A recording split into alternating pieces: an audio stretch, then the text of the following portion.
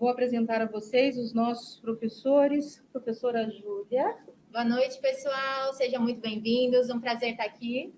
Professor Pedro. Boa noite, pessoal. Tudo bem? Olha, tudo pensando no Rio de vocês, hein? Professor Gabriel.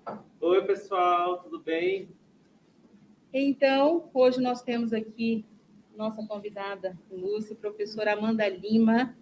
Ela conversará conosco um pouquinho sobre direitos humanos e a proposta de intervenção.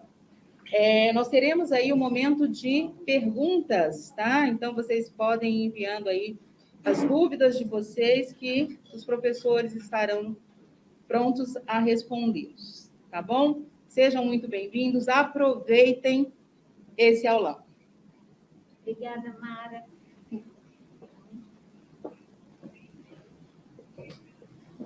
Vou me apresentar aqui rapidamente, né? Meu nome é Amanda, eu sou professora de redação, trabalho com criança, já fui professora de criança pequena de redação, mas hoje eu estou nos anos finais do ensino fundamental e pré-vestibular, né? Pré-vestibular eu tenho uma carga mais condensada, digamos assim, e durante muitos anos trabalhei com isso na minha vida. E agora também estou dentro do direito, e sempre foi um ponto que eu trouxe para todos os meus alunos, que foi justamente por que a gente fala sobre direitos humanos, né? E o que a gente conhece sobre direitos humanos.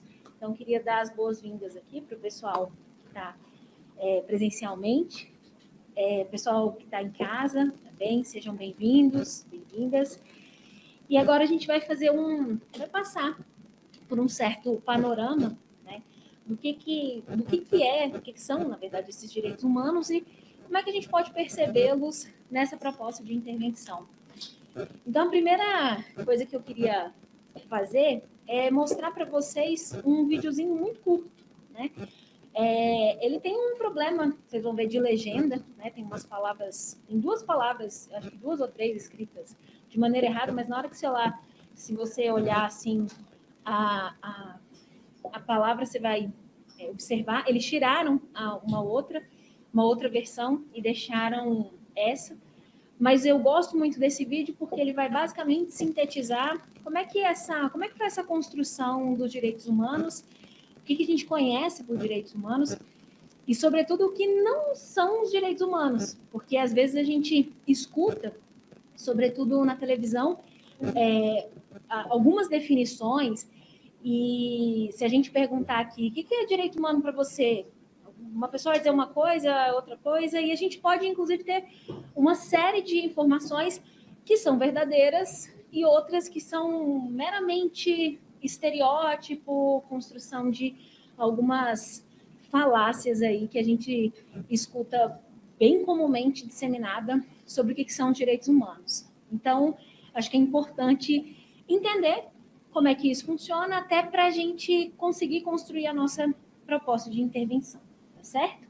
Então, vou pedir para o pessoal aqui projetar o slide para vocês acompanharem, e aí a gente vai direto para o videozinho. Ele é curto, tem 9 minutos e pouquinho, mas é um vídeo bastante dinâmico, assim, ele é bastante construtivo para o ponto que a gente vai começar a trabalhar.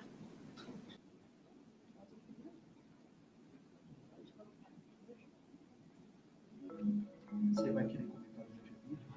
Human rights is, geez, that's a good question. Human rights. Well, that's a tough one. Wow. I don't even know how to give that a definition. I would probably have to do a little bit of homework or something. Yeah, any right that I think just as a normal, human, The rights that humans have. Oh, that's a very large debate. Tú le puedes preguntar a 20 personas y te van a dar 20 diferentes opiniones. Non saprei, una domanda complicatissima. Okay, so we just take it for granted that they're there, but we don't even consider what they are.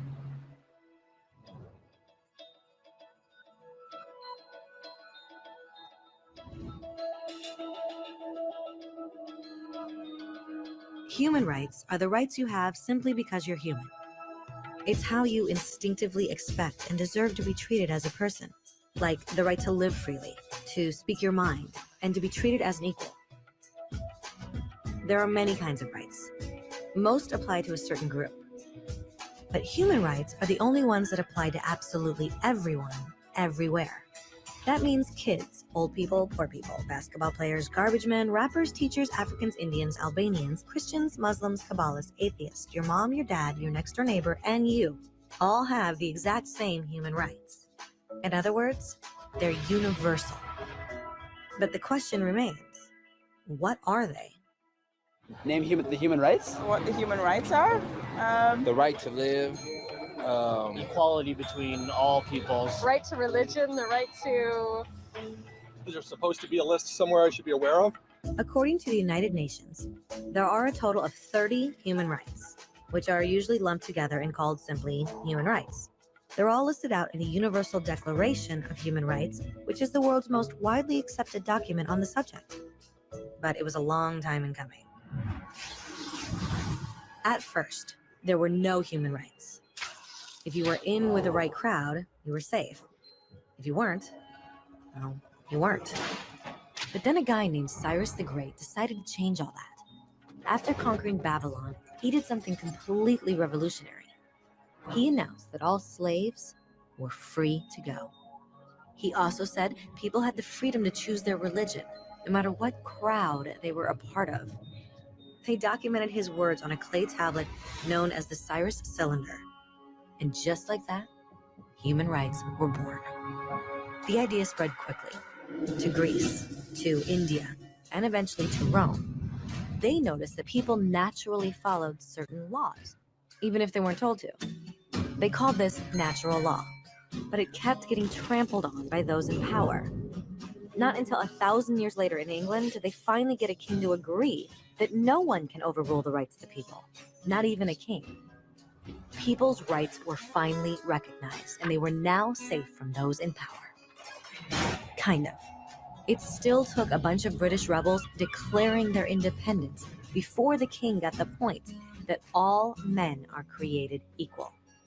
Which isn't to say he liked the idea, but he couldn't stop them, and America was born. The French immediately followed with their own revolution for their own rights. Their list was even longer, and they insisted that these rights weren't just made up. They were natural. The Roman concept of natural law had become natural rights. Unfortunately, not everyone was so thrilled.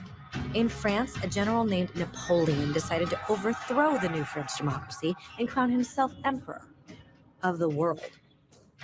He almost succeeded, but the countries of Europe joined forces and defeated him. Human rights was again a hot topic. They drew up international agreements, broadly granting many rights across Europe. But only across Europe. The rest of the world somehow still didn't qualify. Instead, they got invaded, conquered, and consumed by Europe's massive empires. But then a young lawyer from India decided enough was enough. His name was Mahatma Gandhi, and in the face of violence, he insisted that all people of Earth had rights, not just in Europe. Eventually, even Europeans started to agree. But it wasn't going to be that easy. 2 world wars erupted. Hitler exterminated half the Jewish population of Earth in horrifying Nazi death camps. And all told, 90 million people died. Never had human rights been so terrifyingly close to extinction. And never had the world been more desperate for change. So the countries of Earth banded together and formed the United Nations. Their basic purpose was to reaffirm faith in fundamental human rights, in the dignity and worth of the human person. But what were human rights? Were they the proclamations of Cyrus, the natural laws of Rome, the declarations of France? Everyone seemed to have a slightly different idea of what human rights should be. But under the supervision of Eleanor Roosevelt, they finally agreed on a set of rights that applied to absolutely everyone. The Universal Declaration of Human Rights. The French concept of natural rights had finally become human rights. So, in summary, At first, only a few lucky people had any rights, until one of those guys decided, hey, other people should have some rights too, which was great, except not everyone agreed. And it only took a few thousand years of fighting and declarations and more fighting until everyone finally agreed that human rights should apply to everyone. And they all lived happily ever after. Except for one little problem. If people have the right to food and shelter, why are 16,000 children dying of starvation every day? 1 every 5 seconds. If people have freedom of speech, why are thousands in prison for speaking their minds? If people have the right to education, why are over 1 billion adults unable to read? If slavery has truly been abolished, why are 27 million people still enslaved today? More than twice as many as in 1800. The fact is, when it was signed, the Universal Declaration of Human Rights did not have the force of law. It was optional. And despite many more documents, conventions, treaties, and laws, it's still little more than words on a page. So the question is, who will make those words a reality? I have a dream today. When Dr. King marched for racial equality, he was marching for rights that had been guaranteed by the United Nations for almost 2 decades. But still, he marched. When Nelson Mandela stood up for social justice in the 1990s, his country had already agreed to abolish such discrimination for almost 40 years. But still, he fought. Those who fight today against torture, poverty, and discrimination are not giants or superheroes. They're people. Kids, mothers, fathers, teachers. Free-thinking individuals who refuse to be silent. Who realize that human rights are not a history lesson. They're not words on a page. They're not speeches or commercials or PR campaigns. They are the choices we make every day as human beings. They are the responsibility we all share to respect each other, to help each other, and to protect those in need. As Eleanor Roosevelt said, where, after all, do universal human rights begin? In small places close to home. So close and so small that they cannot be seen on any maps of the world. Yet they are the world of the individual person, the neighborhood he lives in, the school or college he attends, the factory, farm, or office where he works. Such are the places where every man, woman, and child seeks equal justice, equal opportunity, equal dignity without discrimination. Unless these rights have meaning there, they have little meaning anywhere.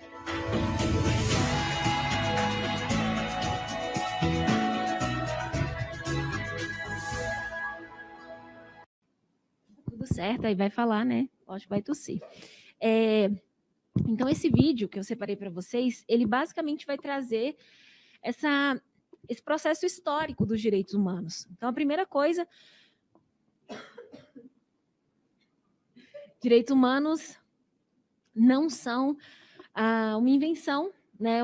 As pessoas decidiram pensar só em um determinado grupo, né? Como vocês viram desde ali do início, direitos humanos é uma noção que vai se estender para todo mundo. Gente, deixa eu só beber uma água aqui rapidinho. Não é Covid, tá? Rapidinho. Ó, tava tudo certo. Peguei no microfone. Deve ser emoção. Não tossi nenhuma vez, agora. Enfim.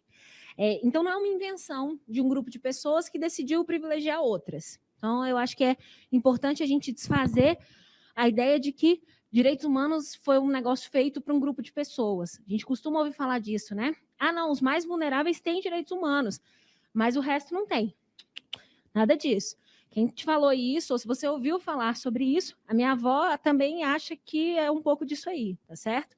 Ah, não, mas isso é um certo privilégio, né, Amanda? Eu digo, não é um privilégio. É uma coisa que foi feita para todo mundo. E a gente vai entender o porquê. E quando se fala em direitos humanos, as pessoas costumam primeiro estereotipar quem trata sobre direitos humanos, Parece uma coisa como se fosse uma grande bondade, né, do Estado ou de um grupo de pessoas que decidiu passar a mão na cabeça de quaisquer pessoas que tenham, de alguma maneira, se comportado mal, né? Então, essa galera aqui a gente vai eleger para cuidar. O resto que se vire. Gente, direitos humanos serve tanto para o cara que está na papuda, quanto para o policial que subiu lá no morro e morreu, tá certo? Então, a gente não pode achar que isso foi um delírio coletivo, né? Porque senão era muita gente delirando, tá certo? Então, eu gosto muito dessa definição do Herrera, que ele vai dizer, né, dentro da teoria crítica dos direitos humanos, hoje em dia, o que a gente vai entender como direitos humanos? Então, são os processos de direitos provisórios consolidados por meio de lutas sociais na afirmação da dignidade humana particular. Vocês vão ouvir falar muito desse termo, dignidade humana. Dentro da cartilha do Enem tem esse termo, tá? Direitos humanos representam, sobretudo, justiça social em face à diversidade, à pluralidade e à experiência com a alteridade. Eu tenho os meus valores como indivíduo, mas eu tenho que preservar o corpo social. Isso é extremamente importante. Por quê? Porque a gente vive em sociedade, basicamente. Vocês já devem ter ouvido falar de um cara chamado Hobbes, né? Guerra de todos contra todos, né?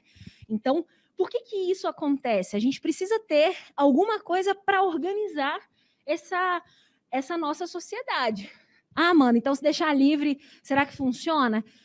Gente, eu não sei, porque nem deixando assim, com o Estado ali em cima, as coisas muitas vezes não funcionam. Imagina se a gente criar a ideia de que cada um por si vai funcionar. A tal da história do bom senso, né? As pessoas falam, não, é só você ter bom senso que funciona. O que é bom senso para você? O que é bom senso para mim? Então é complicado, porque alguém vai ter que dizer o que é bom senso. O bom senso, ele é uma coisa muito boa quando ele parte da minha vivência. Aí a do Pedro é outra, da Mari é outra, da Júlia é outra, do Gabriel é outra. Então isso é interessante, porque a gente precisa ter alguém para controlar o que a gente chama de violência do Estado, tá certo? E a gente vai descobrir quem é que, então, tem este monopólio legítimo da violência, tá certo? Então não é um delírio. Não foi uma galera que decidiu, não, vamos pegar aqui ladrão, assassino, estuprador e vamos colocar debaixo da nossa asa. Afinal de contas, eles são só produto da violência do meio. Não. Começou a falar sobre isso, a gente fica com o pé atrás. Não só porque essa ideia ela é bastante estereotipada. E quem já assistiu aquele filme Tropa de Elite, o 1 e o 2, esse filme é maravilhoso, porque ele justamente demonstra o que é, em essência, um estereótipo muito forte sobre quem são essas pessoas que estão tratando sobre direitos humanos. E aí é interessante, porque o Capitão Nascimento, no final, ele diz, olha, é importante a gente perceber que a ideia de direitos humanos ela se estende a todos nós, tá certo? Ela não é um delírio, ela não foi um delírio criado porque a gente decidiu passar a mão aqui na cabeça de todas essas pessoas. Tudo bem? Então, a gente vai entendendo um ponto importante, uma definição. Essa é uma definição de um sujeito chamado Weber, tá? E a gente precisa colocar os nomes, e eu gosto muito de usar nome de autor, não é para a gente ficar se sentindo e parecer uma autoridade, mas é porque quando a gente está falando sobre ciências humanas, a gente tem que dar esses nomes até para a gente entender qual o conceito que eu utilizei. O conceito de Estado para o Weber é: quem é o Estado? O Estado é o detentor do monopólio legítimo da violência.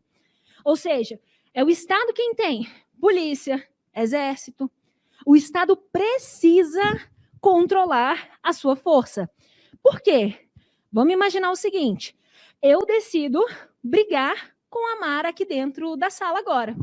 Então a gente acaba brigando e se estapeia aquela coisa toda. Gente, violência impetrada de indivíduo para indivíduo é controlável. Vem alguém, puxa, sei lá, chama a polícia, a gente faz um boletim de ocorrência. Essa violência, ela pode ser contida. Existe uma violência que não consegue ser contida. É a violência do Estado. Por isso que tem que ter alguém de olho no Estado para ver se o Estado não está o quê? Se excedendo. O exemplo clássico em que o Estado excedeu foi na época do nazismo. Por que matou tanta gente? Porque o Hitler não era um sujeito que não tinha um monopólio, ele justamente tinha o monopólio legítimo da violência. E isso fazia com que ele sistematizasse a morte de alguns grupos de pessoas, vocês entendem? E esse é o grande barato, assim, o grande lance. Então, depois de 1945, Segunda Guerra Mundial, as pessoas começaram a ficar alertas. Espera aí, o mundo está destruído, vocês viram no videozinho, né? O mundo está empolvoroso, a gente tem mortes para todos os lados, a gente tem não sei quantos milhões de judeus mortos, temos grupos, países arruinados, economias completamente destruídas. E aí? Como é que a gente faz para isso não acontecer de novo? Porque aí que tá. Isso pode acontecer? Pode, né, gente? É só a gente pensar que a construção do que são os direitos humanos veio em 48 e mesmo assim nem todo mundo tem esses acessos básicos, tudo bem? Então, o Estado é o detentor do monopólio legítimo da violência. E alguém precisa controlar quem controla a violência, entende? Quem controla? Isso é um ponto que eu queria que vocês pensassem. Coloquei assim esse balãozinho, né, de pensamento. Política pública de Estado e política pública de governo. Vocês sabem que são um dos maiores problemas do Brasil? O Brasil costuma fazer política pública muito boa para um determinado governo. Troca o governo, o que faz? Troca o símbolozinho, troca os dizeres. E, às vezes, a política daquele outro governo era excelente. Mas aí se troca tudo. Então, existe hoje um grande debate sobre o que é política pública de Estado, política pública de governo. Vamos pensar no Enem? Enem é política pública. E, assim, é uma coisa que dá certo, que deu certo, que ajudou uma série de pessoas, uma série de jovens a adentrar na universidade. A gente tem uma série de ganhos. Isso quer dizer que eu não tenho críticas ao Enem? Tenho. Na redação, então, a primeira delas é a escolha de um gênero textual que é completamente dissociado da realidade. Texto dissertativo argumentativo você só vai fazer para sua prova de vestibular. Desculpa, tá certo? Se você se frustrou ou se você ficou feliz. Porque é um texto todo engessadinho, não é? É um negócio esquisito. Eu, como professora de redação, sempre me senti assim, muito incomodada com essa história da gente dar uma definição para vocês. O que é gênero textual? Gênero textual é um texto criado a partir de uma realidade social para um fim sociocomunicativo. Tá lá. Os teóricos dizem isso. Aí a prova mais importante que vai definir a sua vida, eles escolhem um gênero textual que você não abre a Folha de São Paulo ou o Correio Brasiliense ou o que você quiser e encontra lá. Você encontra onde? Num site falando sobre as redações nota 1000. Isso é também uma crítica que eu acho importante da gente observar. Mas conversa para um outro momento, tá certo? Então é importante a gente entender o que é política pública de Estado, o que é política pública de governo. Porque o Estado, gente, está sempre lá. O governo vai passar. O governo sempre vai passar. Sempre vai haver troca. Isso é cíclico. Se você observar, isso aconteceu em uma série de lugares do mundo. Qualquer lugar que tenha Estado democrático de direito, vai acontecer a democracia, vai acontecer essa mudança. Então, é por isso que a gente tem que ter cuidado. O Estado, ele fica. E o Estado tem esse uso da violência. E aí que tá. Se esse Estado, ele tem toda essa construção, eu pergunto a vocês, quem controla a gente? E aí surgiu a galerinha dos direitos humanos. As pessoas dos direitos humanos surgem, e os direitos humanos eles surgem justamente para dizer, olha, eu sei o que vocês estão fazendo. Se vocês se excederem, vocês vão ter problema. E precisa dessa gente fazendo isso? Precisa. Porque, no geral, quando a gente tem um monopólio da violência, a gente pode se exceder. E esse excesso na história da humanidade gerou muitos problemas. Problemas, às vezes, irreversíveis. É só você olhar que o nazismo, até hoje, a gente colhe, né, digamos, frutos apodrecidos, mas colhemos do que aconteceu lá atrás. Então, a gente precisa sempre estar de olho. E é interessante a gente perceber, por que na Alemanha com o nazismo, a gente teve uma postura, e a gente tem, por exemplo, a neta do Mussolini sendo, não sei se vocês viram que ela foi eleita, né, numa cidade de interior. Por que isso acontece? Por que dentro do Brasil a gente tem tanta dificuldade em dar nome às coisas? Por que a gente tem essa dificuldade de entender qual é o papel da democracia? E olha, a gente pode fazer crítica à democracia, é muito salutar, é muito viável, mas a gente tem de entender, sobretudo, é que a democracia é o que possibilita eu, inclusive, estar trazendo críticas a ela, tá certo? Isso é muito salutar, isso é muito importante, tudo bem? Então, existe um conceito de um sujeito chamado Durkheim, vocês já devem ter ouvido bastante falar sobre ele. E o Durkheim vai cunhar o termo anomia. E o que seria a anomia? Ele vai dizer que a anomia é uma situação social produzida pelo enfraquecimento dos vínculos sociais e pela perda da capacidade da sociedade de regular os comportamentos dos indivíduos. É quando vira aquele caos.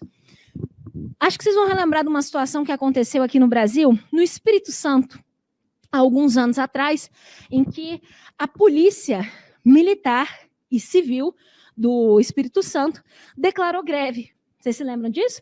Que teve saques a supermercados, bancos. Gente, aquilo é situação de anomia. Já leram um ensaio sobre a cegueira? Já ouviram a história? Estado de anomia. Uma profunda desorganização. Então, a gente precisa do Estado. A gente precisa. O Estado vai regular as nossas vidas. Isso é um fato. E a gente pode trazer críticas, sim, ao Estado. Mas a gente precisa entender que ele é o detentor deste monopólio. Por quê? Violência impetrada de indivíduo para indivíduo, lembra eu e a Mara brigando? A gente consegue separar. Agora, se todo mundo do reciclagem educacional decidir bater em mim, eu não consigo fugir. Então, precisa ter alguém para dizer, não bate na Amanda. Se todo mundo decidir bater na Amanda aqui do reciclagem, eu tenho como sobreviver? Provavelmente não, talvez só por um milagre, mas eu não tenho. Então, alguém precisa dizer, o diretor, o coordenador, não, gente, não vai bater na Amanda, não. O Estado diz isso. Não, a gente não pode ultrapassar esse limite. E tem uma galera de fora dizendo, Estado, você se cedeu. Você se cedeu. Morreu muita gente. Está acontecendo, tem um determinado grupo de pessoas da população que está morrendo mais. O que está acontecendo? Será que isso só é um mero acaso? Ou será que isso é uma política, né, de alguma maneira, isso demonstra uma fragilidade do Estado? E não tem problema, gente, quando a gente encontra fragilidade no Estado. A gente precisa arrumar. O que não dá é para a gente achar que está tudo bem.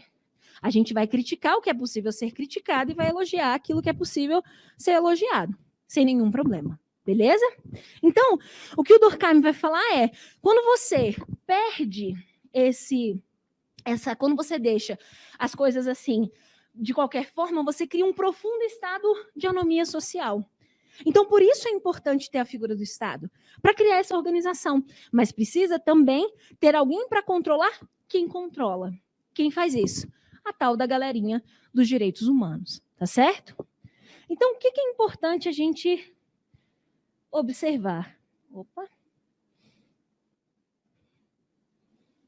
Pergunta que eu fiz a vocês. E o que a proposta de intervenção tem a ver com isso? Gente, o Enem é uma política pública, não é? O Enem cobra de nós uma determinada solução. Então, uma coisa a gente já sabe. Todo o tema do Enem é objetivo. Porque se ele é passível de solução, é porque ele é um tema que é realístico. A gente consegue olhar e percebê-lo. E aí você vai me dizer, mas Amanda, como assim? Vou te dar um exemplo. Tema da FUVEST deste ano, 2021. O mundo contemporâneo está fora de ordem? Colocaram até a música do Caetano Veloso, maravilhosa. Alguma coisa está fora de ordem, fora da nova ordem. Não é um tema para você solucionar nada. Gente, tema da UNB 2019. Muro, símbolo do medo. Não é um tema de redação para você solucionar nada. Tema do Enem, sempre você tem de solucionar. O que é passível de ser solucionado são temas objetivos. Então, é um problema, tá certo? O que significa elaborar uma proposta de intervenção? Elaborar essa proposta de intervenção para o problema abordado, respeitando os direitos humanos. Amanda, como é que eu sei que eu não estou ferindo esses direitos humanos? E aí a gente vai lembrar de algo que um sujeito chamado Kant falou para nós. O Kant disse assim: o que é o homem? O homem é um fim em si mesmo. Então, a ideia de dignidade que se tem dentro da carta, tá certo?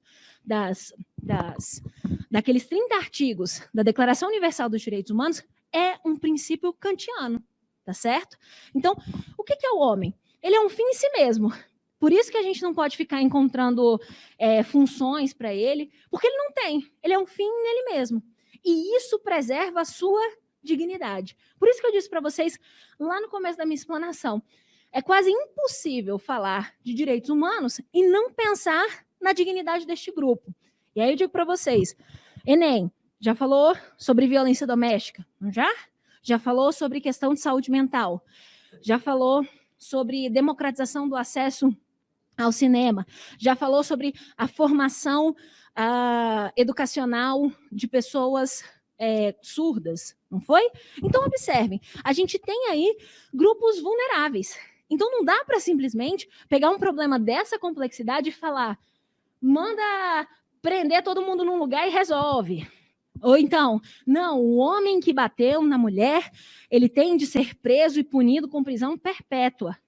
Mas, Amanda, esse é o meu desejo lá de dentro. Não, gente. Só que a gente tem que entender que seguir os processos e os ritos serve para todo mundo. Inclusive, para quem não está cumprindo a lei. Sabe por quê?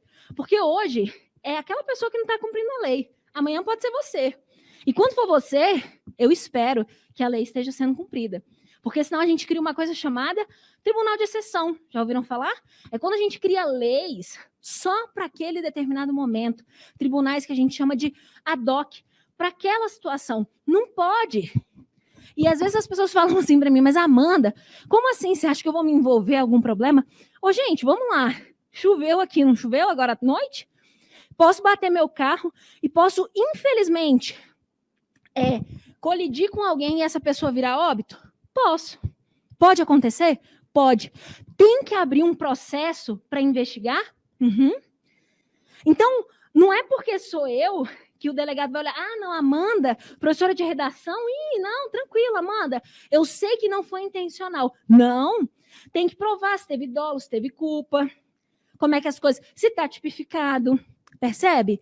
Então, eu preciso sempre respeitar essa lei, porque senão eu acabo criando para cada pessoa um tipo de punição.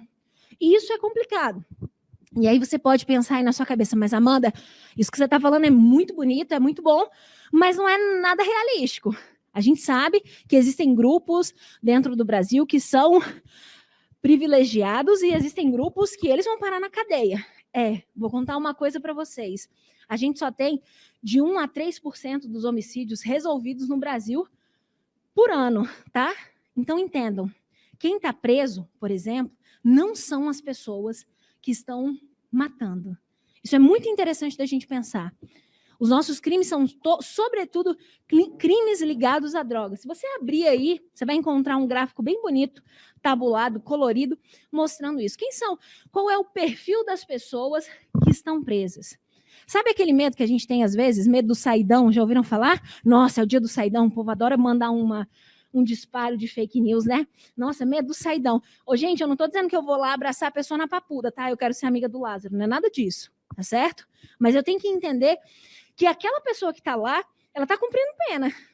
Detalhe, ela é exceção, tá? 90% dos crimes que nós temos, de todas as ordens, a gente não consegue colocar as pessoas na prisão. E existem vários estudos que comprovam o porquê. Tem um professor, o Eugênio Zaffaroni, que é um professor argentino, que inclusive é juiz da Corte Interamericana de Direitos Humanos, foi ministro, como se fosse da maior corte argentina, e hoje ele trabalha na Corte Interamericana. Ele vai falar isso nos livros dele. Olha, a pessoa que é pega num crime é porque ela não teve um bom comparsa, por exemplo. Ele vai elencando uma série de fatores. Então a gente precisa entender um ponto que é importante. Quem são essas pessoas que estão em parar nessa prisão? Gente, se a pessoa foi parar na prisão, é porque ela já é a exceção. Vocês estão entendendo? Então, você não tem que ter medo dela, porque lembre-se de que 90% está aqui do lado de fora. Não são esses 10% que estão fazendo a violência aumentar. Isso é importante para a gente pensar. Isso também é puro estereótipo. Eu tô com muito medo do saidão. Eu sempre digo para as pessoas, tenha mais medo de ficar fora. Tenha muito mais medo de ficar aqui fora. Muito mais. Porque se a gente tem só 10% dos criminosos que estão lá, cadê os 90%? Eles estão aqui fora, vocês concordam? Então aqui fora está mais perigoso, talvez, do que esses caras que estão lá dentro. Tudo bem? Então, quando a gente pensa nessa intervenção para os direitos humanos, a gente vai pensar numa diretriz, que são as diretrizes nacionais para a educação em direitos humanos, que vai solicitar que o participante demonstre uma forma de atuar na sociedade com ética e responsabilidade. Então, não dá para falar, vamos excluir as pessoas, vamos tirá-las da sociedade, vou pegar o sujeito da saúde mental e vou excluir, colocar num hospital psiquiátrico e pronto, ele vai ficar ali isolado. Não, não pode. Porque isso retira a dignidade daquela pessoa. Lembrando, o Kant nos ensinou, dignidade é a ideia que se tem do homem ser um fim nele mesmo. Então, é por isso que a gente não pode sair por aí resolvendo as coisas como se fosse, né, pedra, papel e tesoura. Tem que ter cuidado, tá certo? E tomem sempre muito cuidado. Toda vez que vocês tiverem um problema complexo e vocês arranjarem uma solução muito simples, a tendência de estar errada é máxima. Essa história, gente, de vir com... não, é só fazer isso aqui que funciona. Opa! Fique com 3 pés atrás. A possibilidade disso estar errado é muito alta, tá certo? E a gente percebe isso, por exemplo, na construção de políticas públicas. Então, imagina que no Enem, quando ele te dá um problema, ele quer que você solucione. Quem é que vai fazer o quê? Quem é que vai solucionar isso? Por isso que é tão importante a gente pensar. Como é que eu, solucionando este problema complexo feito, violência contra a mulher, proposta de redação de 2015 do Enem, a persistência da violência contra a mulher, sem também transformar aquele homem que está todo errado, gente, ninguém está aqui passando pano para esse homem não, tá certo? Porque eu estou falando de homem, porque no geral são os homens que cometem isso. Mas como é que eu vou fazer aquele homem ali, de alguma forma, ser colocado neste lugar, né, de responsabilização, mas sem tirar a dignidade dele, sem desumanizá-lo? É difícil, não é? Porque, no geral, quando a gente está tomado de raiva, a gente pensa as maiores o quê? Atrocidades. Gente, isso é muito normal, isso é muito natural. Mas quando uma pessoa comete algum tipo de erro, algum tipo de problema, por exemplo, uma pessoa privada de liberdade, eu quero dizer basicamente que ela foi privada da liberdade dela, não que ela foi privada da vida dela. A gente não tem pena de morte, por exemplo, no Brasil. Por isso que é tão importante seguir os ritos. Às vezes, quando as pessoas me perguntam assim, mas Amanda, sei lá, pega um tema super polêmico e faz umas perguntas assim super descontextualizadas, mas você é a favor de tal coisa? Eu digo, você sabe o que significa legalizar? Você sabe o que significa descriminalizar? Porque isso muda completamente, seja para o aborto, seja para o que você imaginar. Esses termos, eles têm uma potência argumentativa. E é por isso que a gente tem que ter cuidado. Porque, no geral, a gente começa a falar, não, eu sou a favor, eu sou contra. O quê? Se você nem sabe, muitas vezes, o que esses termos eles significam. Você sabe o que significa estigma? Apareceu na última prova, não foi? Foi uma das palavras que eu mais percebi que as pessoas tiveram dificuldade. Então, como é que a gente usa referência para montar a nossa proposta de intervenção baseada nos direitos humanos? Primeiro ponto, dignidade. A dignidade sempre está encabeçando tudo, porque é a partir dela que vem o resto, entende? Vocês vão ver isso, por exemplo, o voto de ministro do STF, direto. Pega um dia um voto, quando você não tiver nada para fazer, ou só tem essa curiosidade. Abre lá e escreve dignidade. Dificilmente essa palavra não vai aparecer. Por quê? Porque essa palavra, ela cunha todo o nosso sistema democrático, toda a nossa legislação, todo esse entendimento do que é justiça e do que é vingança. Gente, justiça é seguir o que a lei propõe, tá certo? E a gente precisa ter muito cuidado em relação a isso, porque qualquer coisa fora desse escopo é vingança. E vingança não é uma coisa que o Estado pode fazer. Porque quando o Estado está fazendo vingança contra o Lázaro, uso o Lázaro sempre de exemplo, porque a gente tem ele fresco na cabeça. Quando o Estado fica contra o Lázaro e não segue o rito, por exemplo, como é que fica a família desse policial? Isso é importante também para os direitos humanos. Porque a partir do momento que eu cometo algum tipo de crime, Por exemplo, os muitos que o Lázaro cometeu, latrocínio, roubo seguido de morte. Você tem uma lei dizendo o que você deve fazer. Ah, Amanda, mas eu acho a lei muito branda. Aí é outra história. E aí você tem que pensar, quem é que faz lei no Brasil? Legislativo. Então existe um problema lá. Mas não é o juiz que vai dizer, não, você, olha, eu acho que você tem que ser punido com mais rigor. Não, você é legal. Você não é Amanda, você não é uma... Não, você é gente boa. Tenho certeza que você não queria... Percebe? A gente não pode fazer isso, porque senão a gente fica criando exceções. Então, como é que eu penso em criar uma boa proposta de intervenção? Eu tenho que lembrar disso aqui, ó. O artigo 3 da resolução número 1, né, de 30 de maio de 2012, vai estabelecer a Diretriz Nacional para a Educação em Direitos Humanos, e existe um manual. Se você escrever aí o nome desse manual, você vai aparecer. Inclusive, em 2018, foi quando nós tivemos 70 anos dos direitos humanos, e aí fizeram toda uma reformulação bem bonita. Primeiro princípio, dignidade. Segundo, igualdade de direitos. Terceiro, reconhecimento e valorização das diferenças e da diversidade. Quarto, laicidade do Estado. Gente, laicidade não quer dizer que você não possa ter religião, ok? Quer dizer que o Estado é laico. Só isso. Democracia na educação, transversalidade, vivência e globalidade e sustentabilidade socioambiental. Então, esses elementos aqui, todos, envolvem justamente o que a gente precisa seguir para construir uma boa proposta de intervenção. Então, vamos para a parte interessante. O tema do último Enem, o estigma associado às doenças mentais na sociedade brasileira. É até interessante, porque falar de doença mental, né, e a associação desse estigma no Brasil é interessante porque você pensa, nós temos uma grande dificuldade em abordar este tema. E é um tema que a gente tem falado bastante, né? Mas eu sempre lembro de uma amiga minha psicóloga, que ela disse um negócio para mim que eu achei fantástico. Amanda, já percebeu que em setembro as pessoas querem falar de prevenção, por exemplo, ao suicídio, elas colocam balões nos lugares. Balão remete à felicidade. Uma pessoa que está num estágio desse, tudo que ela não está é nessa condição de felicidade. Olha como é... O dia que ela me falou isso, eu falei, gente, realmente, olha como a gente erra. É bobeira, não é? Parece bobeira, mas não é. Então, nós temos esse estigma. Estigma, eu gosto muito da definição de um sujeito chamado Goffman, Irving Goffman, que foi um antropólogo canadense. Ele tem um livro maravilhoso chamado Estigma, que ele vai dizer, o estigma, ele já foi, durante muito tempo, uma marca física. Então, quando você pensa, por exemplo, nos judeus, eles tinham um estigma, que era uma estrela de Davi, né, rodeado o braço, com uma bandana.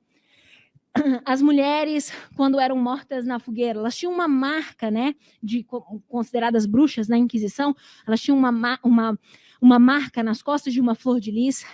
Hoje a gente quase não fala de estigma físico, mas a gente fala de uma marca quase que simbólica. Então, a gente não tem mais a marca física lá, cunhada no nosso corpo, ou com uma bandana, ou com algum elemento que te marque fisicamente. Mas a gente tem um estigma como essa marca social. O que essas pessoas elas passam por sofrerem algum tipo de doença mental? Porque o grande lance da doença mental é porque ela não é, muitas vezes, factível, né? Você não percebe, no sentido de, quando você quebra uma perna, sua perna está quebrada, todo mundo vê a sua perna quebrada. Muitas vezes, quando você está com depressão, as pessoas acham que você não está deprimido, e você está. E muitas vezes você nem consegue explicar o que você está sentindo. Então é complicado, é complexo. Então, como pensar nesse estigma? Esse foi o tema da última prova. E aí, para a gente se encaminhando para o final, como é que a gente pensa nessa competência 5? Competência 5, eu costumo dizer que a palavra-chave é detalhamento. Você quer tirar nota boa nela, você detalha. Por quê? Se você colocar algo muito genérico, não vai funcionar de forma alguma, porque vai ficar genérico, você não está especificando. Você tem que ter ação, agente, modo, meio, efeito, detalhamento. Quem é que vai resolver? O que vai, né, o que deve ser feito? Então, olhar para o verbo, né? Aqui eu coloquei 2 verbos, por exemplo, criar, investir. Quem vai fazer isso? Quem é o agente? É o Ministério da Educação? É o Ministério da Saúde? Amanda, não tem mais Ministério da Cultura, é verdade. Então você tem que se ligar nisso. Você tem que entender que ministério tem. Amanda, como é que eu faço isso? Joga aí, ó. Lista de ministérios do... sei lá, a partir de... É porque tem uns também que são extintos durante como é que se fala? O governo. Mas coloca assim, ministérios que existem no governo atual. Coloca isso, você encontra. E aí é importante a gente entender quais são. Porque às vezes o aluno, o candidato, está muito preocupado em colocar um ministério que não existe. E aí isso é um pouquinho de problema. Vamos tentar colocar o que tem, tá certo? Como é que a gente vai fazer isso? Um modo, meio? Como é que a gente vai executar? Por meio do quê? Gente, proposta de intervenção do Enem não é uma lista de desejo. Desejo é uma coisa que a gente quer fazer e não sabe como faz. É um projeto. Por isso que tem essa estrutura toda, bem detalhada. Qual é o efeito? Para quê que isso vai ser criado? E o detalhamento é uma exemplificação, pode ser uma explicação, pode ser mesmo uma justificativa. É importante que esse detalhamento esteja. Ele não é extremamente vital para a construção dessa proposta de intervenção, mas é interessante que se coloque, porque você está demonstrando, basicamente, que você sabe como solucionar este problema, tá certo? Que foi dado a você. O estigma associado às doenças mentais. Gente, quem pode cuidar disso? O Ministério da Saúde? Posso pensar no Ministério da Educação? Eu posso pensar... Amanda, eu posso pensar na secretaria? Pode. Secretaria estadual, municipal. Então, é importante a gente entender que quem faz a execução disso é uma coisa, um poder chamado executivo. Amanda, mas eu quero falar de criação de lei. Quem vai fazer isso? O legislativo, tá certo? É importante a gente saber. Mas, Amanda, existem funções que são típicas desses poderes e existem funções que são atípicas. É verdade. Todos eles têm funções típicas. Pensem nas típicas, porque as atípicas para a gente não interessa aqui, tá certo? Então, quem vai construir lei, quem vai trazer a proposta de criar leis? Legislativo. Quem vai trazer toda a execução? Executivo. Pensa na palavra executivo, é quem executa, tudo bem? E para a gente finalizar... Opa! E para a gente finalizar, queria só colocar para vocês que essa noção, então, de direitos humanos, ela vai, sobretudo, ser importante para a gente ter um certo limite, para a gente observar o que é viável e o que não é viável. Sempre imaginem, será que isso que eu estou propondo vai constranger alguém? Vai machucar? Vai isolar? Vai apartar um grupo de pessoas, um determinado segmento social? E percebam, nos últimos tempos, a gente tem sempre grupos vulneráveis, diríamos assim, ou grupos mais específicos, sendo colocados no próprio tema de redação. Por isso que é tão importante a gente pensar, de novo, vou pegar o da violência, da persistência da violência contra a mulher, porque na nossa cabeça é muito, a gente olha, né, no jornal e fala, meu Deus, mais uma mulher que acabou morrendo por feminicídio. E a gente imagina as piores soluções para aquele cidadão que fez aquilo. Não, gente. O bandido bom não é o bandido morto. O bandido bom é o bandido que é preso, que é sentenciado, que é julgado. Porque o bandido bom, se a lógica for bandido bom, bandido morto, até que não seja alguém da minha família. Porque quando for, você vai lembrar direitinho dessa aula. Você vai falar, é verdade. E detalhe, qualquer um de nós pode um dia passar por uma saia justa. Eu espero que ninguém, mas qualquer um de nós pode um dia passar por uma saia justa, de ser colocado no inquérito, tá certo? De responder. Quando a gente ajuda uma pessoa na rua que sofreu um acidente, você tem que ficar lá, esperando. O seu nome vai aparecer. Vão pegar o seu CPF. Por quê? Porque você é testemunha. Então, é importante a gente entender que lugar é esse que a gente vai ocupar. Solucionar um problema é sempre algo complicado, diríamos assim. Mas é importante a gente trazer um pouquinho mais do nosso cérebro e um pouquinho menos do nosso fígado e deixar o coração ali, mediando as duas relações. Tá certo? Então, espero que vocês façam uma ótima prova, tá? Sei que essa vida de pré-vestibulando não é fácil, já estive nela durante um tempo. Acho super louvável querer estudar. Conhecimento é um caminho maravilhoso, tá certo? E eu sempre costumo dizer, conhecimento não é informação. Informação é o que você tem no Google. Conhecimento é aquilo que você adquirir com seus professores, com seus colegas, lendo seus livros, estabelecendo relações. Eu acho que essa é a grande chave e espero ter ajudado vocês nesse momento. Façam boa prova, fiquem tranquilos. Espero que vocês se deem muito bem, tá certo? Não fiquem nervosos e tentem levar aí as coisas nessa reta final da maneira mais agradável possível, né, dentro dos limites. Mas qualquer coisa, eu estou sempre por aí, perto do Pedro, principalmente. Se vocês tiverem algum questionamento, alguma coisa para perguntar, estou por aqui. Beleza? Então é isso. Obrigada.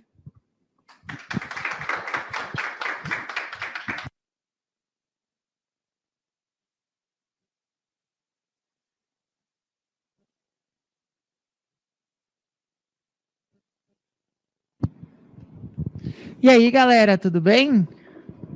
Aprendemos bastante, hein?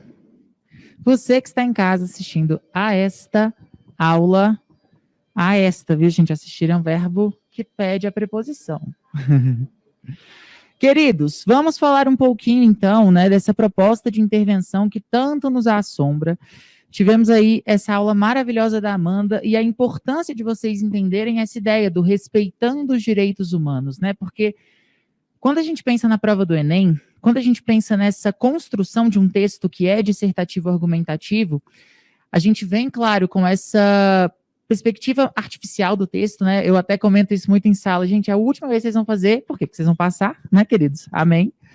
E a gente precisa entender que essa construção das 3 partes do texto, no momento em que você traz a sua introdução, para que depois você apresente ali o seu desenvolvimento com as problemáticas, para que dessa forma você consiga...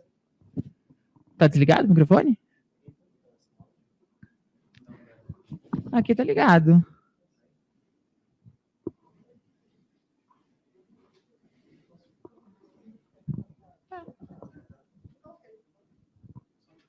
Todos ouvindo? Ok, então vamos lá. Então, estávamos falando dessa questão da organização do nosso texto. Quando o Enem aponta para a gente essa necessidade de trazer um problema para que ele seja resolvido e a gente acaba trazendo um planejamento textual estratégico, né? A proposta de intervenção entra nisso também. E é a respeito disso que eu quero comentar um pouquinho com vocês, porque uma das coisas interessantes que a Amanda trouxe para a gente em relação à proposta de intervenção é a relevância que há no detalhamento que a gente deve trazer. E aí, pessoal, eu queria dar algumas dicas em relação a como a gente pode construir esse detalhamento, porque a gente está fazendo todos esses aulões pensando nesse processo de lapidação. A gente sabe que esse momento final, esse momento que acaba precedendo a nossa prova, gera muita ansiedade, a gente fica querendo conseguir revisar todas as matérias e a gente vai tentar, dentro da perspectiva da prova de redação e de linguagens, fazer isso com vocês. E o detalhamento sempre é o nosso calcanhar de Aquiles. Né, sempre é aquela coisinha com a qual a gente tem um pouco mais de dificuldade. Então, olha só, para vocês não terem mais dúvidas, eu vou fazer um repasse aí de tudo que a gente vê em relação a detalhamento, lembrando que na sua proposta de redação, você pode detalhar qualquer um dos elementos válidos. Quais são os elementos válidos? Relembrando aí que a gente acabou de ver na aula da Amanda, agente, ação, modo meio e a questão da finalidade, efeito, objetivo. Beleza? Então, vou falar para vocês esses detalhamentos. Peguem a caneta. Se você está aí na sua casa, pegue a sua caneta e anote tudo. Quem está aqui na sala já vai fazer isso, porque essa parte é o que garante a nossa nota máxima, né? Afinal, a gente está aqui para gabaritar a nossa proposta de intervenção. Pessoal, detalhamento do agente. O que a gente precisa fazer? A gente pode trazer uma explicação a respeito desse agente, e eu sugiro sempre uma estrutura gramatical muito produtiva, que é a questão do aposto explicativo. E uma outra dica gramatical nesse sentido. Sempre é interessante que quando a gente for mostrar esse detalhamento, que a gente traga entre um sinal de pontuação que destaque aquela estrutura. E aí eu faço a indicação dos travessões. Então, vou dar um exemplo aqui rápido. Eu poderia falar, por exemplo, cabe ao Ministério da Educação, travessão, órgão responsável pela gestão educacional do país. Sei lá, fecha o travessão para trazer ali um detalhamento a respeito desse órgão. Eu trouxe um aposto explicativo para trazer ali aquele detalhamento. Você já consegue validar o seu detalhamento a partir dessa estrutura. Ou então, você pode justificar a escolha daquele ministério, justificar a escolha daquela determinada secretaria, ou seja, eu posso explicar ou justificar o porquê de eu estar escolhendo aquele agente. Isso é o detalhamento para o agente. Uma coisa que eu quero que vocês tenham bastante cuidado na hora de vocês trazerem esses detalhamentos. Cuidado com as orações adjetivas, tá, pessoal? Quais são as orações adjetivas? Aquelas introduzidas pelos pronomes relativos. Por exemplo, Pedro, que é professor, está agora falando comigo. Então, esse que é professor, isso tudo traz uma informação a respeito do Pedro. Isso, às vezes, a gente acaba trazendo na nossa proposta de intervenção do Enem, mas vocês vão tomar um pouquinho de cuidado.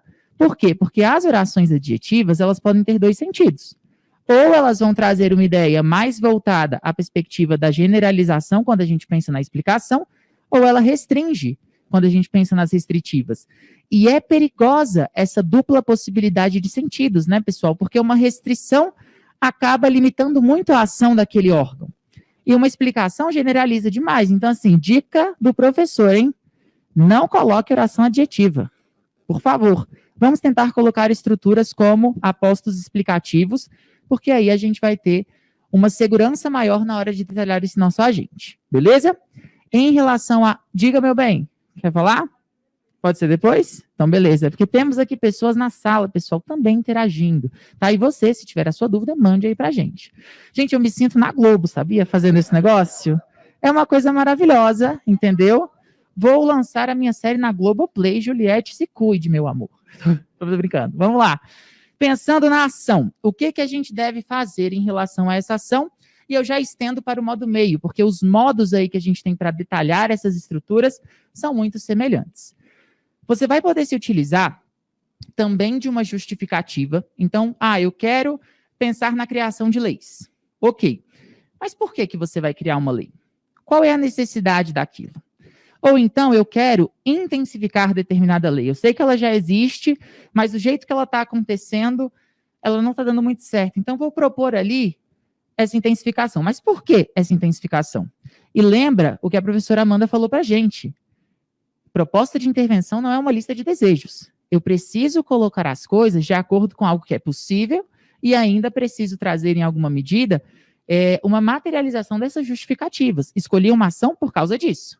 Escolhi, sei lá, a criação, a intensificação, a implementação por algum motivo. Beleza? Então, você pode justificar, é um caminho. Ou você vai trazer uma exemplificação. Olha só, eu sei que na França acontece desse jeito. Será que eu não consigo replicar no Brasil? Ou então a gente nem precisa ir tão longe. Vou até pegar o tema de 2019, quando a gente falou da democratização do acesso ao cinema no Brasil. Galera, vocês sabiam que um dado que veio à tona naquela época foi que 10% dos cinemas brasileiros estavam na cidade de São Paulo? É muita coisa. Porque pensa só, eu estou falando de uma cidade em um país de extensão continental. Será que a gente não poderia, então, tentar democratizar como acontece na cidade de São Paulo? Então, aí você tem uma possibilidade de exemplificação, percebe? Porque ali a gente vê que São Paulo, o estado como um todo, mas principalmente a cidade de São Paulo, tem muito mais incentivo à cultura. Por quê? Porque está numa região mais central do país, né? Sudeste é uma potência. Então, nesse sentido, a gente precisa, talvez, até comparar as regiões do Brasil e trazer como uma forma de exemplificação. Não há problema de fazer isso, tá? É um ótimo detalhamento.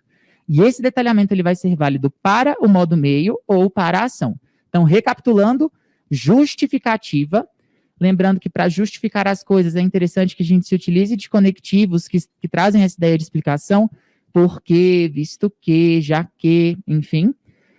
E você também pode trazer essas exemplificações, como, por exemplo, usa só um, tá? Porque você não quer o pleonasmo na sua vida, entendeu? Um só. Como, beleza, trago a exemplificação. Por exemplo, tudo certo, a saber, tá? Então, alguma coisa que evidencie para a gente essa ideia de exemplificação também vai ser validada. E, por fim, pessoal, a nossa finalidade, que também é uma possibilidade de você detalhar. O que você deve fazer para que isso aconteça? Lembre-se dessa palavra, desdobramento. A palavra é difícil, mas você vai ver que é uma coisa muito simples de se fazer. Você vai trazer outra.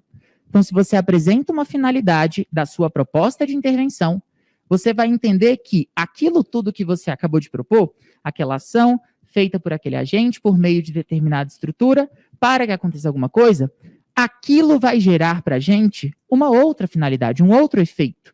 Então, esse efeito geral, aquela frasezinha de fecho que a gente costuma chamar, né, nos vestibulares, nos cursinhos, é o que vai validar o seu detalhamento do efeito. Porque você vai, muitas vezes, retomar a sua contextualização, ou então você simplesmente vai realmente pensar, olha só, existe um efeito aqui, gerado dessa proposta como um todo, e a partir disso, a gente consegue encerrar o texto. Beleza? Então, essa parte de detalhamento, que eu sei que é uma coisa que geralmente traz mais dúvidas, agora a gente já conseguiu sanar tudo. E isso é importante para essa nossa lapidação, tá? Vamos abrir para as perguntas? Temos alguma coisa aí no chat? Pessoal da sala que queria fazer perguntas, diga lá.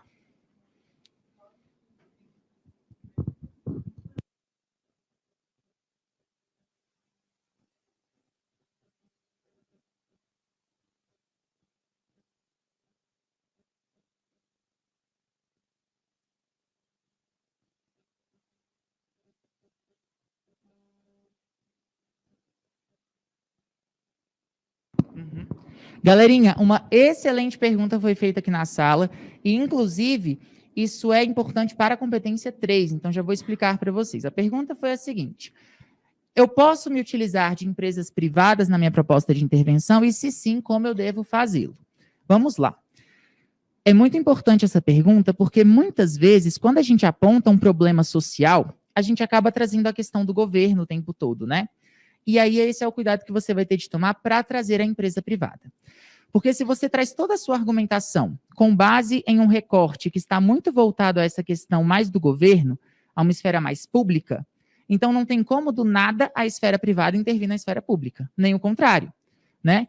Houve já uma redação, um exemplo de redação que eu pude ler, do tema também do cinema. E lá a pessoa falava o tempo todo que a resolução estava nas empresas privadas trazerem mais shoppings, por exemplo, para regiões periféricas, para que dessa forma eles pudessem acessar o cinema.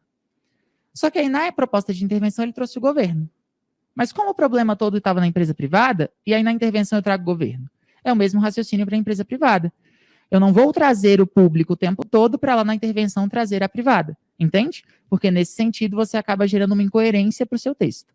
Então, quando você quiser usar uma empresa privada como agente daquela proposta de intervenção, procure mencionar essa questão da privatização dentro do seu argumento, para que dessa forma você consiga ter o ciclo textual, o planejamento estratégico bonitinho. Entendeu?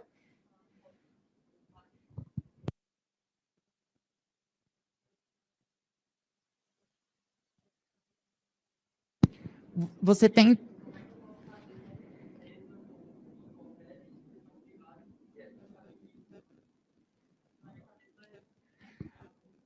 a gente pode fazer algumas associações. Por exemplo, existem algumas parcerias entre o governo e empresas privadas. Por exemplo, o próprio SUS, quando a gente tem aqueles 3 princípios lá do SUS, um deles é que, em determinados contextos, a gente pode acessar o sistema privado de saúde se houver, por exemplo, leitos vagos agora nesse contexto de Covid. Às vezes o SUS pode usar esse leito.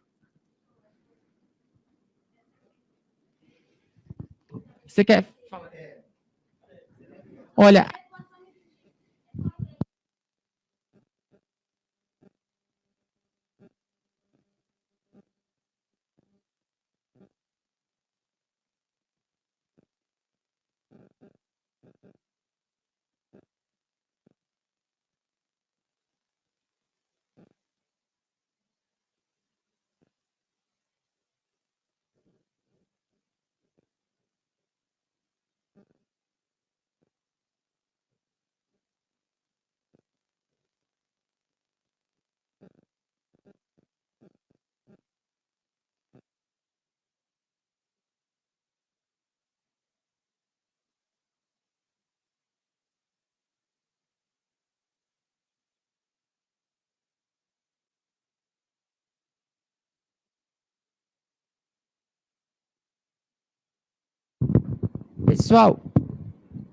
Pessoal, a professora Amanda trouxe para a gente, né, esse conceito de parceria público-privada para que a gente consiga efetivar esse contexto da proposta de intervenção em que eu vou associar aí esse problema que às vezes é público, eu quero que a empresa privada faça uma intervenção. Então, nesse sentido, eu tenho as parcerias público-privadas, tá? Ela estava ali sentadinha no final, ela interagiu aqui com a gente, estou repetindo para vocês.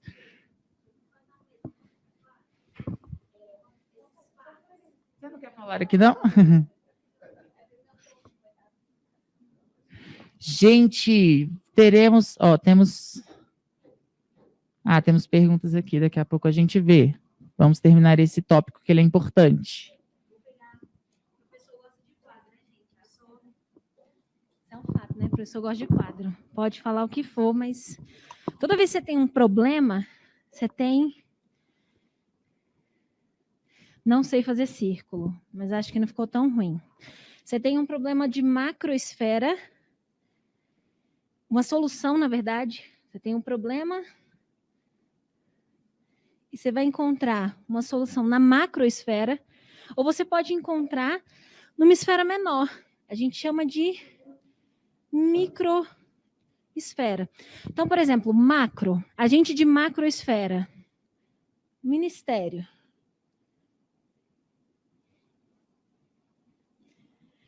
Micro, escola. Quando você fala que a escola vai ser o agente, percebe? E aí, você quer criar justamente a parceria público-privada. Você tem uma crechezinha lá, em algum lugar, só que ela é privada. Mas aí, você vai construir uma escola pública, pensa nisso, você vai construir uma escola pública, sendo que já tem uma empresa ali privada, pequenininha, por que você vai fazer isso?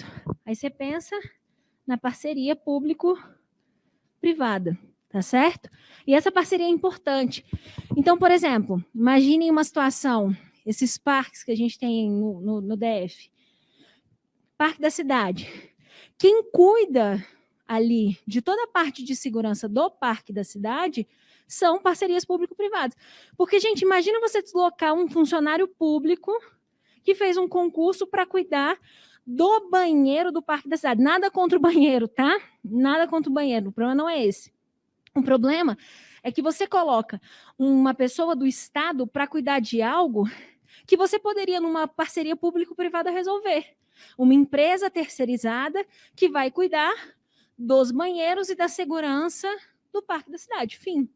Então, é importante a gente entender como é que esse problema ele pode ser tratado dentro de um lugar macro e como é que ele pode ser entendido num lugar micro. Entende? Eu acho que essa ponte da parceria público-privada, isso funciona bem. E aí, uma dica que eu sempre costumo falar para os meus alunos é: evitem colocar sempre agentes de uma esfera só. Porque aí, quem vai ler a tua redação vai observar, nossa, esse candidato aqui conseguiu perceber que este problema tem solução tanto na macro quanto na micro. Entende? Isso é importante, porque como a gente está falando de algo que é algo que é, como é que se fala? Sempre o Enem vai trazer um problema real, então é importante a gente perceber como criar, como construir isso daí, tá certo? Então, é lógico, se eu posso inverter, eu posso colocar a escola sendo uma macro e a família sendo um micro, por exemplo. Isso pode acontecer também. Mas será que faz sentido, a depender do tema, você colocar a família para resolver? Entende?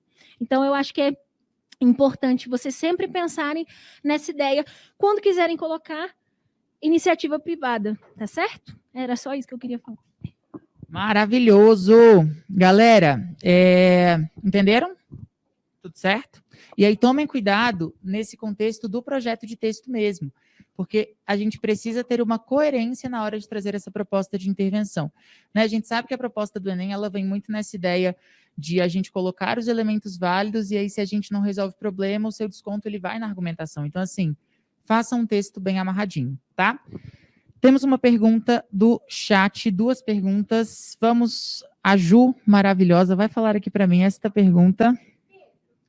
Qual o cuidado que eu tenho que ter em relação ao uso dos travessões no detalhamento que for uma oração subordinada adjetiva? Pergunta Lara. Lara Aquino? Lara, querida, você está aí conosco. Então, a questão das orações subordinadas, a questão do adjetivo. São coisas diferentes. Eu acho que à medida que eu fui explicando, aí a gente misturou os conceitos, mas vamos entender. Os travessões, eles vão funcionar como se eles fossem vírgulas, independentemente de serem orações adjetivas, quaisquer coisas nesse sentido, tá? Porque os travessões, eles funcionam como um processo de intercalação de um termo, ou seja, você vai isolar aquele termo ali, beleza? Qual é o problema das orações adjetivas? Pensa só, Lara, se ele funciona como se ele fosse vírgula, né, esse nosso travessão, a partir do momento em que você coloca essa oração entre os travessões, você cria uma oração explicativa. E se ela é explicativa, ela já vai trabalhar com uma generalização. E nem sempre, quando a gente vai falar de determinado órgão, uma generalização é bem-vinda. Por isso que a gente tem que tomar cuidado com essas orações adjetivas, porque se você faz uma generalização que, na verdade, deveria ser uma restrição, aí você tem um detalhamento falho. Porque aí você não trouxe uma informação verdadeira para a sua proposta, entende? Por isso que eu falo, evite as adjetivas, procure trazer estruturas que, de fato, simplesmente expliquem. Que é o caso do aposto, tá? Então, o travessão, ele pode ser usado para qualquer estrutura linguística que você queira intercalar, que você queira isolar ali dentro da sua sentença. Agora, quando aparece em meio a uma oração adjetiva, a gente traz esse caráter generalizante, aí isso pode trazer problema. Por isso que eu peço para evitar, beleza? Confirme aí se você compreendeu. Vamos a mais uma pergunta, desta vez Rafael Leandro de Souza. Muito obrigada. Olá, pessoal, boa noite. Se eu utilizar forças ministeriais, fica muito generalizado? Forças ministeriais, achei chique, né? Mas olha, fica. Tá com cara de truque isso aí. Vamos usar o ministério ali bonitinho, usa os que você conhece, entendeu? O Ministério da Educação. Forças, achei chiquíssimo. Correto é chiquíssimo e não chiquérrimo. Achei chique, mas assim, prefira o negócio ali do ministério, tá? Especifique qual é. Até porque, pessoal, uma coisa importante, quando nós estivermos diante do tema da redação, existem os eixos temáticos sobre os quais a gente vai falar. Então, às vezes, como a gente sabe que existem vários ministérios, às vezes você pode ir pelo recorte do eixo temático. Porque, por exemplo, doenças mentais. Pode ser que o Ministério da Saúde consiga resolver, bem como da Educação, porque são interfaces que aparecem ali. Né? E seguindo a dica da Amanda, também funciona muito bem. Ir para uma esfera macro para depois que a gente conseguir ir para uma esfera micro. E aí você resolve o problema, tá bom? Temos mais coisas? Pessoal, temos uma pergunta ali.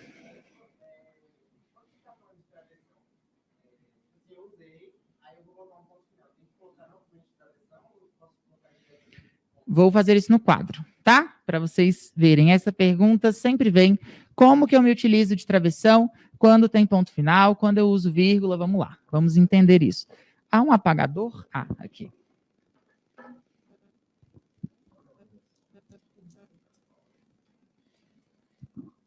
Só para eu escrever aqui. Aqui tá pegando, né? Olha só, pessoal. A pergunta aqui da sala é a respeito do sinal de pontuação depois do nosso travessão. Então, eu vou mostrar dois casos. Uma em que a gente vai ter a vírgula depois do travessão e vai ser viável, e uma em que a gente vai perceber aí o ponto final. O que a gente deve fazer? Beleza. Eu vou só apoiar o microfone aqui para eu escrever, tá?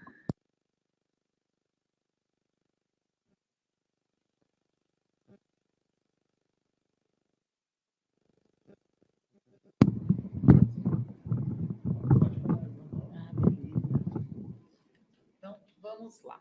Vou pensar aqui numa construção de proposta de intervenção.